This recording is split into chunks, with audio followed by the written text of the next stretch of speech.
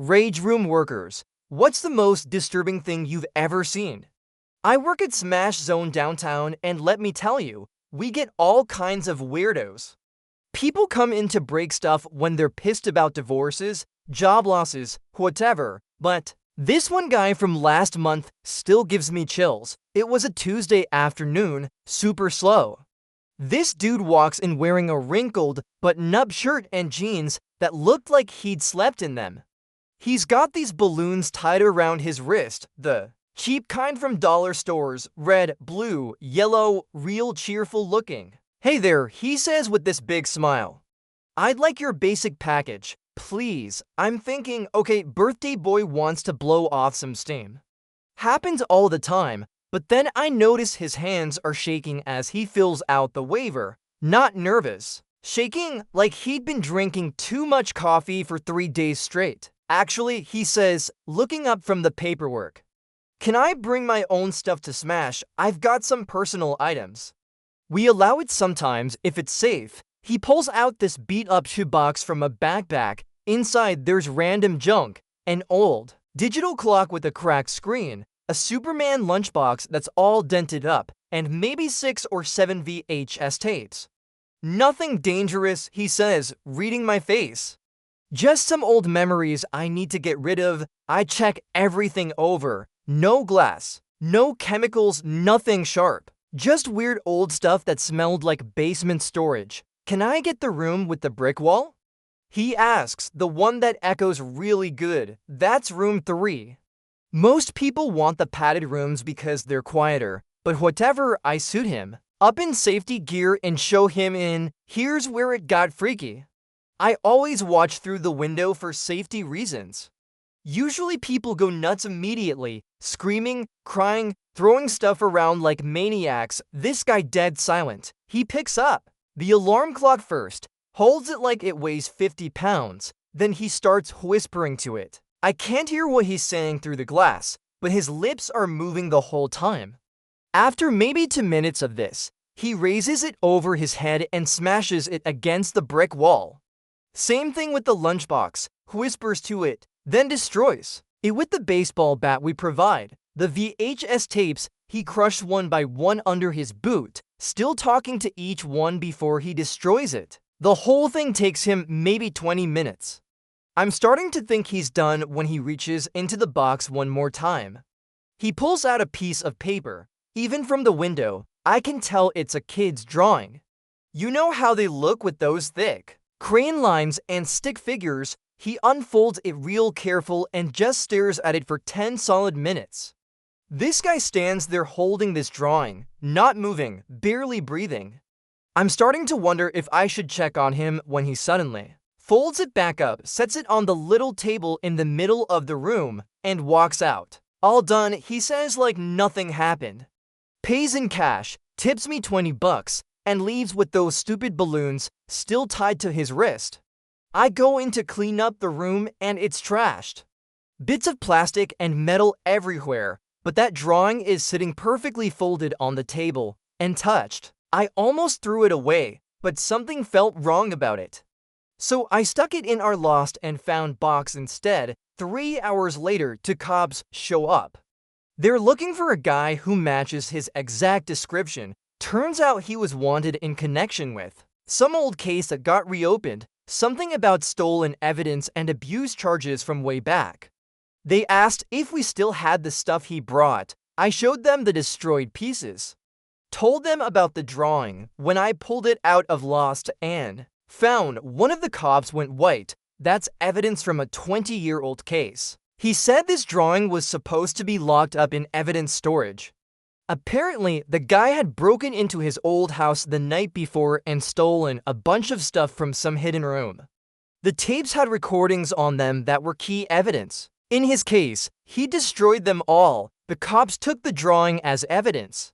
They caught him 2 days later at his ex-wife's house, still wearing those balloons. Turns out it was his birthday. Alright, I work at a rage room downtown. Smash Zone. People come in to blow off steam all the time. Divorces, layoffs, breakups. I've seen grown men cry over fax machines. But this one guy, This one guy chilled me to the bone. It was a slow Tuesday. He walks in wearing a wrinkled button-up, jeans that looked like he'd slept in them, and balloons, 3 of them, red, yellow, blue, tied to his wrist like it was a party. He gives me this forced smile and says, "Hi there, I'd like your basic package, please." Okay, birthday rage session. Nothing new, but his hands were shaking, not just nervous, like twitching, like he hadn't slept in days. He pauses, filling out the waiver, and asks, "Can I bring my own stuff to Smash?"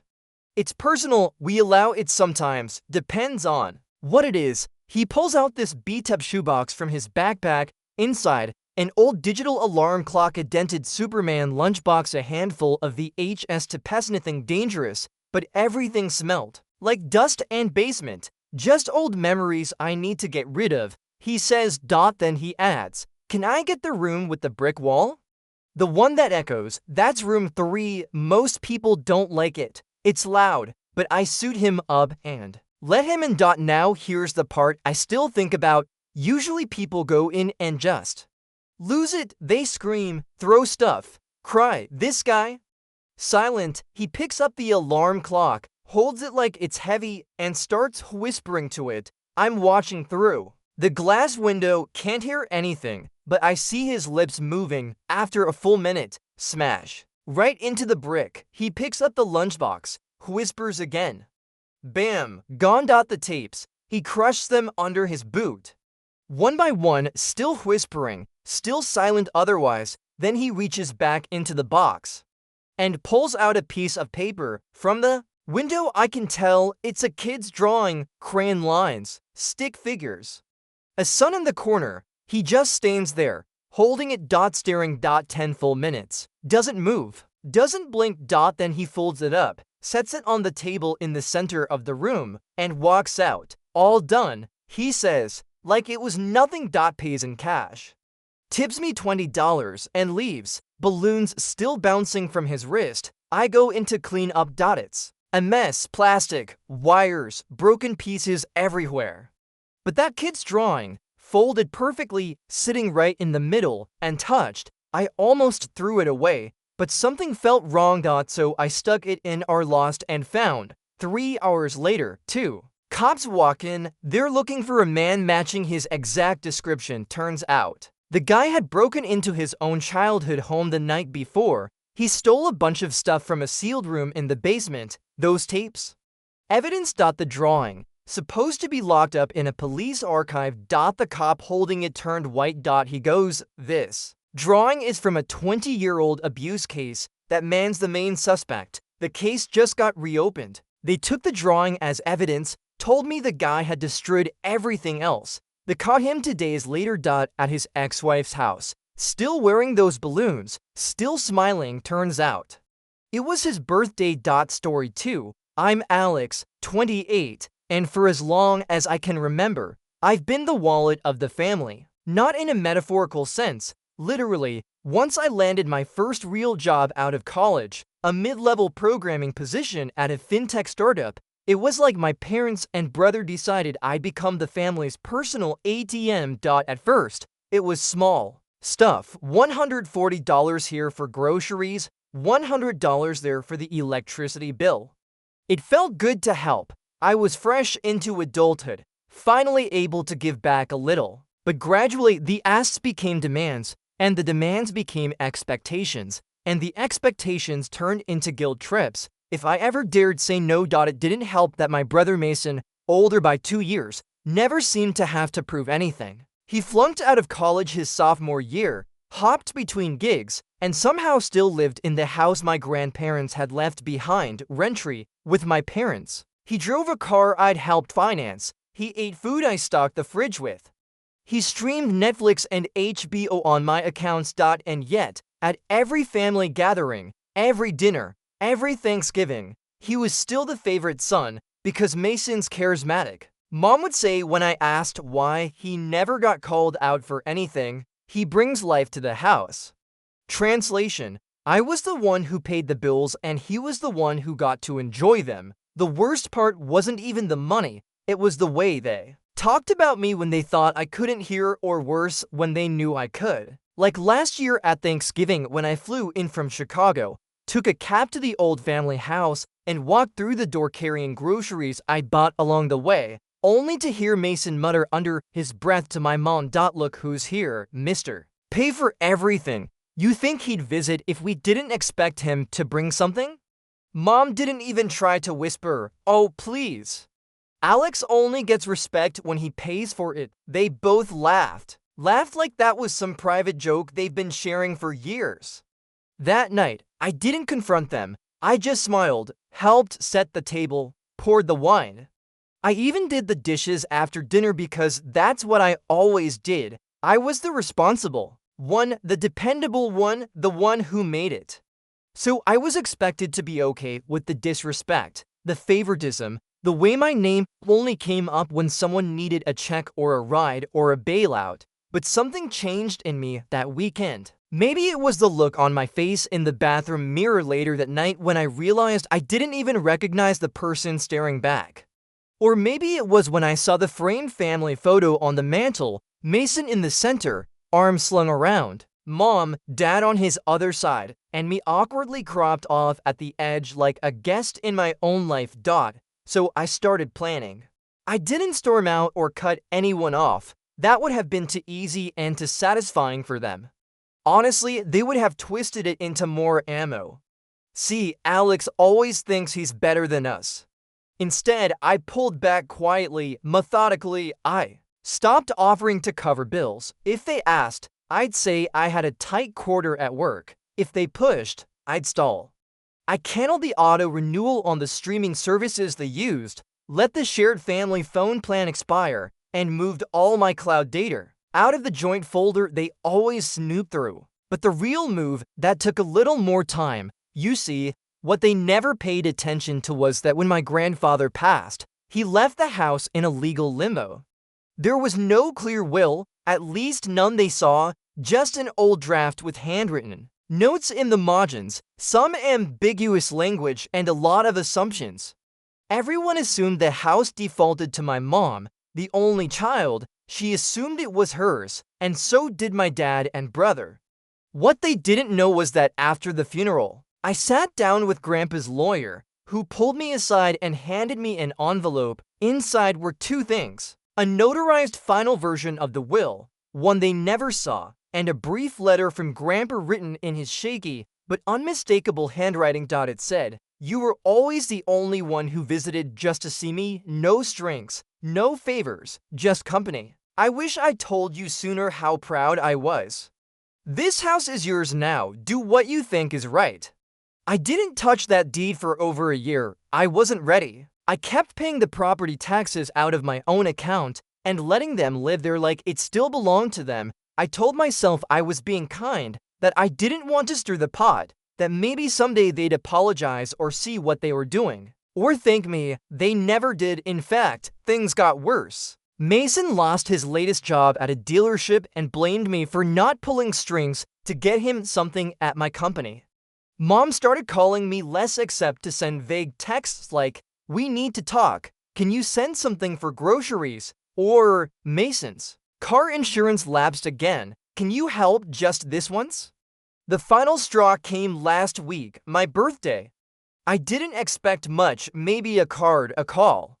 Instead, I got tagged in a Facebook post.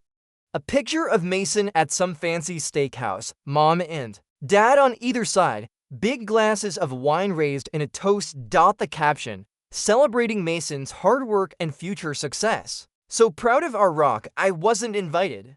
I wasn't mentioned, not even a message. That was it. I booked a flight for that Friday and showed up unannounced. I still had a key. They were all in the living room, half watching TV and half scrolling on their phones. Mason looked up like I was the pizza guy who brought the wrong order. "Didn't expect to see you," he said, tone already sarcastic. "I bet," I replied calmly. Dad didn't say anything.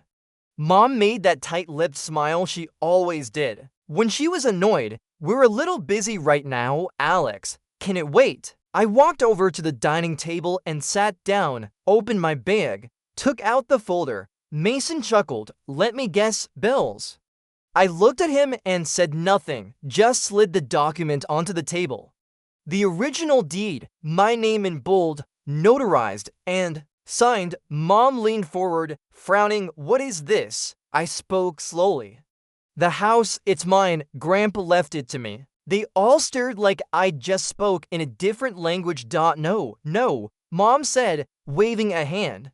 That's not right. We live here. He wouldn't. He did, I said. I've just been waiting.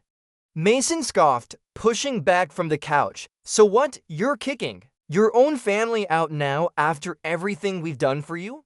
My voice was quiet. To quiet. Everything you've done for me? That's when Mason muttered it again, like it was some sacred truth. You only get respect when you pay for it. Mom gave a short, bitter laugh. That's why we keep you around.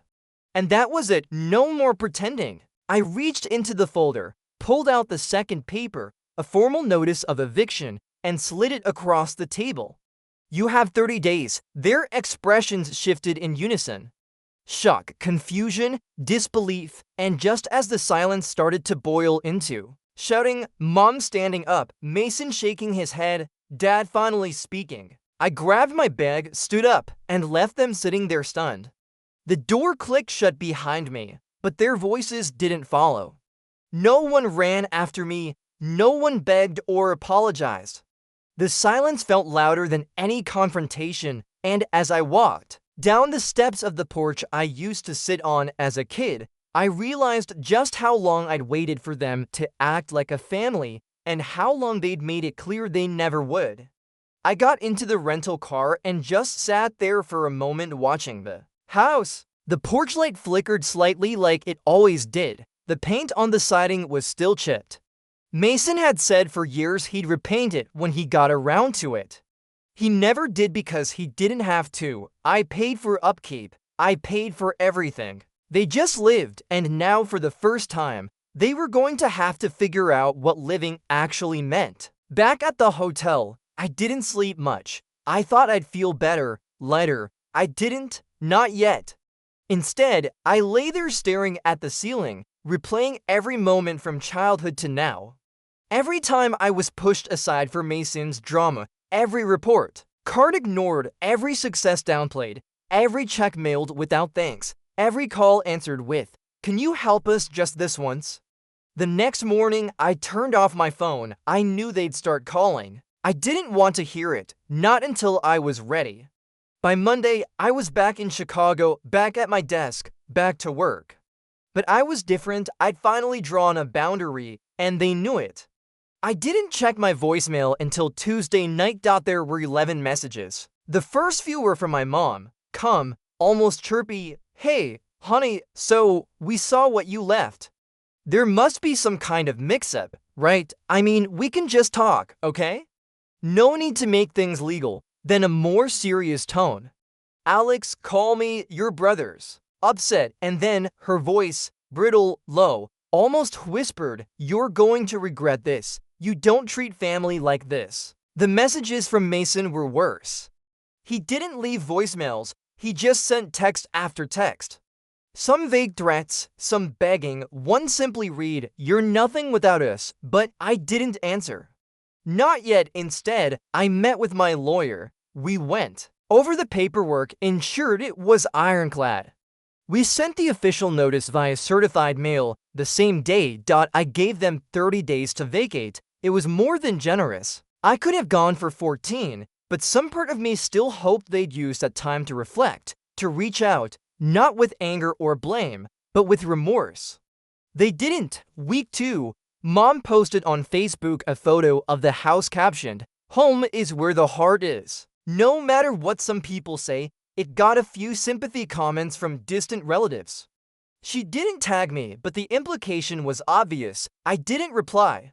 Week 3, I got an email from an old family friend, Mr. Delgado. He and Grandpa had served on the same town council years ago. He said he was shocked to hear the news, but added, I always wondered why your grandfather never let your mom sign anything official after he got sick. He trusted you, Alex. He said you were the only one who'd earned it. That message hit me harder than I expected, not because of the validation, but because it made everything feel real, permanent, like there was no going back. 25 days in, I flew back quietly. I didn't tell anyone. I just wanted to see for myself. The front yard was a mess. Lawn uncut, trash bags on the porch, an old recliner dumped by the curb. There were boxes in the windows they were packing. I stayed in the car, parked down the street, watching. I thought I'd feel triumphant. I didn't. Not exactly. There was a heaviness in my chest because no matter how toxic they were still my family, and I had to become the villain in their story to reclaim my own. Then I saw Mason step out carrying a box. He looked tired, not angry, not smug, just beaten down. And behind him, Mom, flustered, still in her slippers, holding a stack of framed photos to her chest like they might shatter. For the first time in years, I didn't see them as the untouchable forces of my childhood. I saw them as what they were, two adults who made a series of choices and now they were facing the consequences. The next day, I got a text from Dad, just 5 words. "We're gone. Hope you're happy." That was it. No apology. No understanding, just blame. And I sat on my couch in my quiet apartment reading those words over and over, thinking about how strange it felt that after years of begging for scraps of affection, what I got in the end was a guilt trip. But I wasn't sad. Not really. I was done chasing approval, done paying for a seat at the table they never intended to offer freely. I had my own table now, and a week later, I got the final confirmation in the mail. The house was officially in my name, vacant with no contest. But what I decided to do next, even I didn't see coming. I didn't go back to the house right away. Something about stepping inside while their presence was still fresh made my skin crawl. I needed time, not just for them to be gone, but for their ghosts to be gone, too. The passive-aggressive comments over breakfast, the stares that lasted just a second too long. The weight in the air every time I walked into a room like I didn't belong there. I wasn't ready to relive any of it. Not yet, so I waited another 2 weeks. Let the house breathe. Let it become a building again, not a battlefield. And during that time, I did something I hadn't done in years. I sat down with Grandpa's letter. I hadn't read it again since that day in the lawyer's office when my hands were still shaking and I was trying to pretend it didn't change everything. But now, in the silence of my apartment, I unfolded the paper and took it asterisk. In every word, every cross out and scribble, he'd written it in the nursing home. You could tell from the dated letterhead. The pen was fading, the pressure uneven, but the tone. It was him, that sharp wit wrapped in kindness. He talked about how lonely it got after Grandma passed, how much he looked forward to my visits, how I never rushed him, how I asked questions about his war stories, even when I'd heard them before. He said he saw himself in me, but a better version, smarter, kinder, stronger, and then the last line, take this house and make it yours. Not for them, for you. Build something you can be proud of. I didn't cry. I just sat there for a long time, holding the paper like it might fall apart if I let go. And that's when I made the decision. The next weekend, I drove out early. The sun hadn't fully come up yet when I pulled into the driveway. It was surreal seeing the house like that, empty still. The porch creaked under my feet like it remembered me. Inside, it was eerie. Boxes gone, rooms cleared out, but the smell was still there, that strange mix of dust, old curtains, and lemon cleaning wipes. I wandered through the hallway slowly, brushing my fingers along the walls, the kitchen where I used to do homework, while Mason hosed the TV, the dining room where every holiday turned into a stage play with me as the background extra. I made my way to the living room, and that's when I saw it. They'd left something behind, a photo frame tucked into the corner of the bookshelf, almost hidden. It was a picture of the whole family, me, Mason, Mom, Dad, and Grandpa all in front of the house one summer. I was maybe 13. My head was turned, slightly like I wasn't ready, like I wasn't part of the moment. I stared at it for a while, then I flipped it over. No message, just a crack in the wood where someone had clearly dropped it once. I set it down face down on the table and exhaled. That night, I didn't go back to Chicago. I brought a sleeping bag and stayed in my old bedroom, now completely stripped. I lay on the hardwood floor, staring up at the ceiling, and tried to imagine what Grandpa would want me to do. The next morning, I made some calls. By Tuesday, I'd hired a local renovation crew, not just for repainting and rewiring, but for a full overhaul. I wanted the house to breathe again, not as a museum to my childhood, but as something new, something I could walk through without flinching, and I had a plan not to sell it, not to rent it out for a profit. I wanted to turn it into something useful, something better, a quiet place. For people like me, people who had nowhere to go during the holidays, who were always the afterthought, who showed up with full hands and left with empty hearts. I started drafting the paperwork for a nonprofit housing initiative, nothing big at first, just a pilot, one house, a proof of concept, a place for overlooked college students who'd age out of foster care. I knew a few from my old campus days, and I remembered how invisible they felt, always grateful, always quiet, always pretending they weren't carrying the world on their backs. I knew that feeling. The idea came together faster than I thought. A local social worker I knew from volunteering at food drives put me in touch with two students right away. One was studying biology while working nights at a gas station. The other was a nursing major trying to afford both rent and her mom's medication. Both of them had been couch surfing for weeks. I offered them each a room, rent-free, just one rule: take care of the house and yourselves. By month's end, they'd moved in. And for the first time, the place felt warm. They cooked together, laughed in the kitchen, played music that filtered through the hallway. I visited every Sunday, not to check up, but to bring groceries and sit on the porch like Grandpa used to.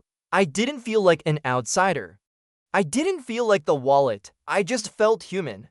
But of course, peace never lasts forever. One night, about 3 weeks into the new arrangement, I got a call from the local hardware store. A man had come in asking questions about the house, saying he was the real owner, said he was looking to buy parts for his porch. I asked for a description. Heavy-set, buzzcut, wore a faded leather jacket with an old dealership patch on the shoulder. Mason, apparently, he hadn't gone far. And he wasn't done. I didn't panic, not immediately.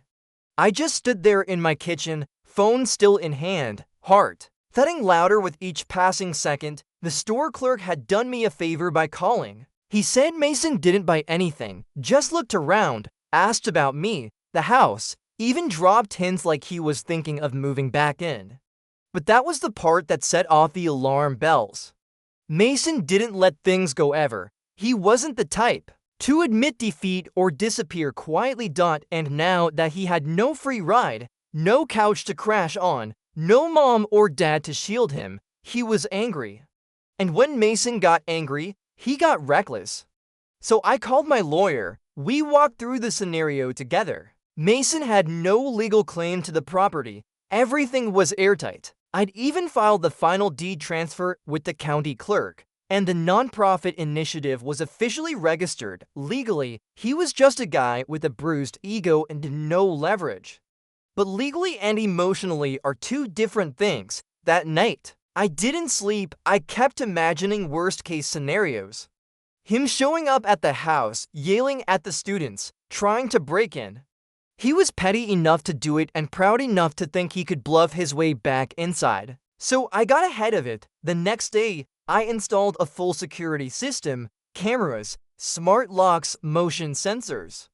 I gave the tenants direct numbers for my lawyer, the local police station, and even the renovation crew who lived nearby. I wasn't going to let them deal with my family's mess, because that's what this had become. My mess, not theirs. But just as I started to relax, it happened. 2 nights later, I got the call. A neighbor, an older woman named Mrs. Winslow, who used to bake us cookies when we were kids, phoned me in a panic. "Alex, someone's on the porch. It's your brother. I think it's Mason. He's pounding on the door, yelling something about how it's his house." My stomach dropped. I told her to hang up and call the police. Then I called the tenants. They were scared but safe. They'd locked the doors and turned on the security alarm. Mason hadn't gotten inside. 15 minutes later, the cops arrived and found Mason still in the yard, pacing. He didn't resist, just sat down on the front steps like he belonged there, like he still thought he had some kind of right to be angry. They issued him a trespassing warning and told him not to come back. I thought that would be the end of it. It wasn't. The next week, my mom sent me a voicemail. Her voice was strained, tired, brittle in a way that was almost unfamiliar. Alex, I don't know what happened to you. I really don't. You've changed. You used to care about family. You used to help us without question. Now it's like you're trying to erase us.